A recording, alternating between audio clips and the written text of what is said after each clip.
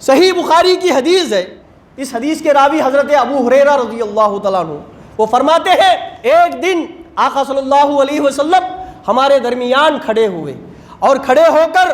آقا صلی اللہ علیہ وسلم تقریر کرتے ہیں۔ فجر سے لے کر شروع کیا آقا صلی اللہ علیہ وسلم تقریر کرنا،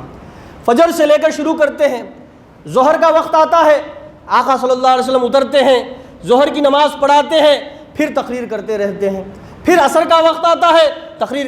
کرتے رہتے ہیں، مغرب کا وقت، عشاء کا وقت، آقا صلی اللہ علیہ وسلم تقریر کرتے رہتے ہیں۔ تو آقا صلی اللہ علیہ وسلم اس درمیان میں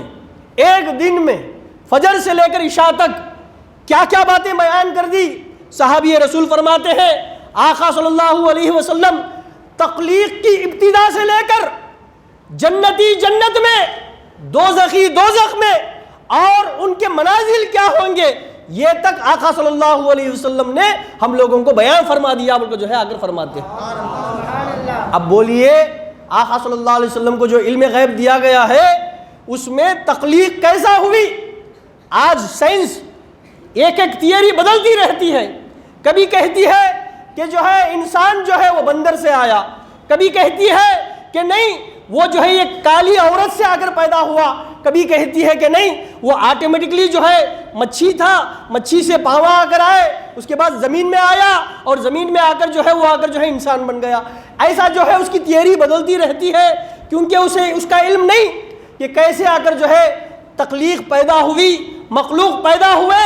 اس کا علم سائنس کو اگر نہیں ہے، اس لیے وہ کیا کرتی ہے اپنے گمان کے حساب سے، اپنی تحقیق کے حساب سے، جو کچھ اسے سمجھ میں آیا اس کے حساب سے وہ آ کر کہتی رہتی ہے۔ لیکن میرے آقا صلی اللہ علیہ وسلم کو اللہ رب العزت نے، جس نے اس کائنات کو پیدا کیا، اس نے اس کا علم عطا کر دیا کہ کائنات پیدا کیسے ہوئی اور ختم کیسے ہوگی، اور ختم ہونے کے بعد پھر جو ہے جنت میں جو ہے لوگ کیسے پہنچیں گے اور کون سی جنتی کس منزل پر ہوگا، اس کا بھی علم میرے آقا صلی اللہ علیہ وسلم نے بتا دیا۔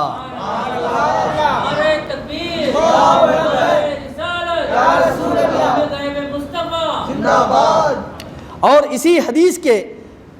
صحیح مسلم میں نقل کردہ اگر لفظ، اور صحابی کہتے ہیں ہم میں زیادہ عالم کون ہے، ہم میں زیادہ جاننے والا کون ہے، جو ان باتوں کو زیادہ حفظ کر لیا، نبی کے بتائے ہوئے اس باتوں کو جو حفظ کر لیا وہی ہم میں زیادہ عالم ہے، بلکہ جو ہے صحابی رسول اگر فرماتے ہیں۔ اب دیکھیے جو نبی صلی اللہ علیہ وسلم سے علم حاصل ہوا، اس علم کو جو حفظ کر لے وہ بہت بڑا عالم ہے، وہ بہت بڑا عالم ہے۔ تو سارا علم جس کے سینے مبارک میں اللہ نے اتارا، اس نبی کا عالم کیا ہوگا اندازہ لگا لیجیے۔